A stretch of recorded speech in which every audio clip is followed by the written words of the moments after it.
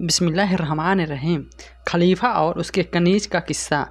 इमाम इब्ने जोशी रज़ियल्लाहु ताला अन्हु की किताब अल-ज़किया में दर्ज है कि अबू अल-कासिम अल-जानी यह किस्सा बयान करते हैं कि किसी खलीफा की एक कनीज निहायत हसीन और जमील थी। खलीफा उस वक्त उससे बहुत मोहब्बत करता था। एक मर्तबा खलीफा की महबूबा कनीज ने अंगड़ाई ली और उसके अपने हाथों से नीचे लाना चाहा, तो जो बावजूद कोशिश के ऐसा न कर सके और उसके बाजू उसी तरह खुले ही रह गए। वह अपने बाजुओं में सख्त दर्द की वजह से चिल्लाने लगी। महल में मौजूद तमाम कनीज उसके इर्द गिर्द जमा हो गए और इसको तकलीफ़ में मुब्तला देखकर खलीफा को भी इत्तला दी।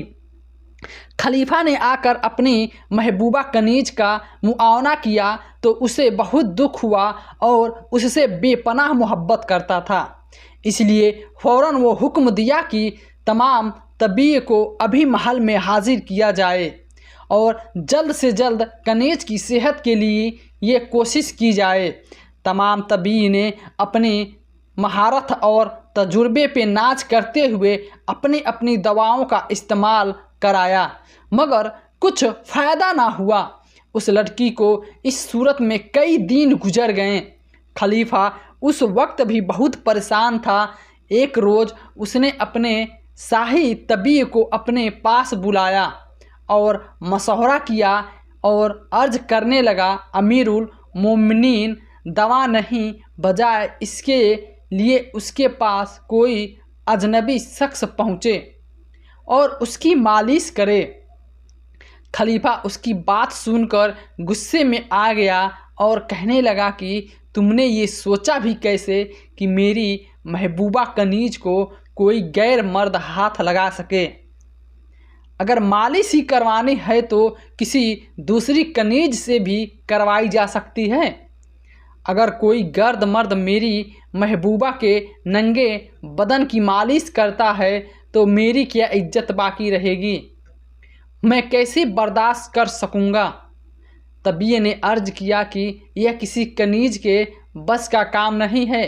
इसके लिए कोई ख़ास तजुर्बेकार आदमी चाहिए और मैं ऐसे शख्स को जानता हूँ जो इस काम में काफ़ी महारत रखता है।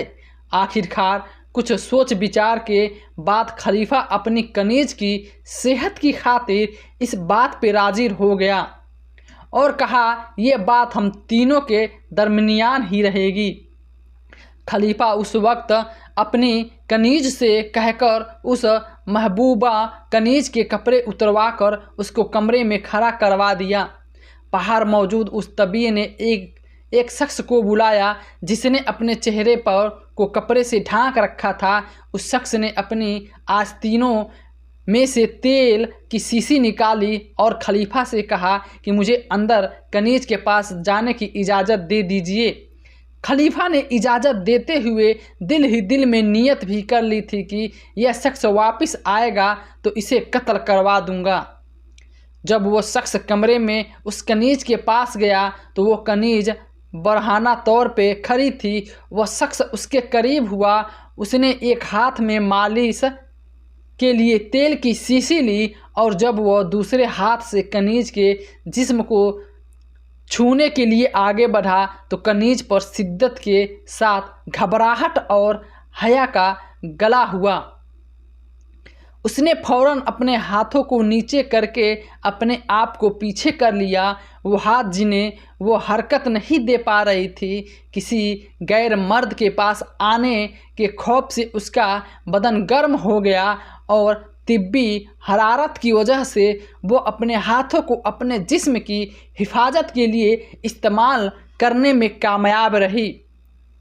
जब कनीज ने अपने जिस्म को हाथ से छुपा लिया तो शख्स ने कहा कि तुम अपने मर्द से शिफा पा चुकी हो और अब अपने जिस्म को ढांप ले। मेरा काम मुकम्मल हुआ। और जब वो शख्स कमरे से बाहर आया तो खलीफा ने उसे पकड़ने का हुक्म दिया और फिर तबीयत से मुखालिफत होकर कहने लगा कि तुम ऐसे शख्स के साथ क्या मामला मुनासिब समझते हो जिसने मेरी कनीज को बरहाना हालत में देखा है तो तभी अपने आर्य से बादशाह सलामत जरा ठहर जाइए।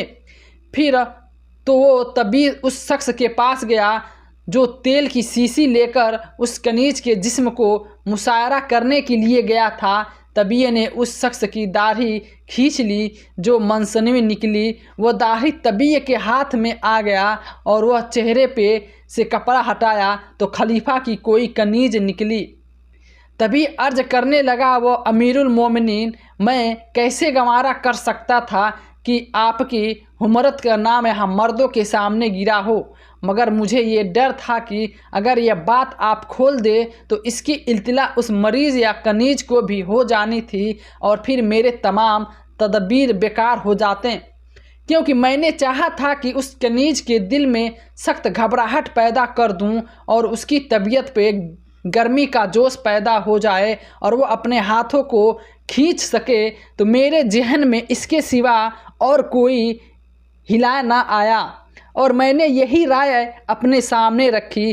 खलीफा इस वक्त उस तबीयत की जहानत से बहुत खुश हुआ और फिर बहुत से इनामों से नवाजा।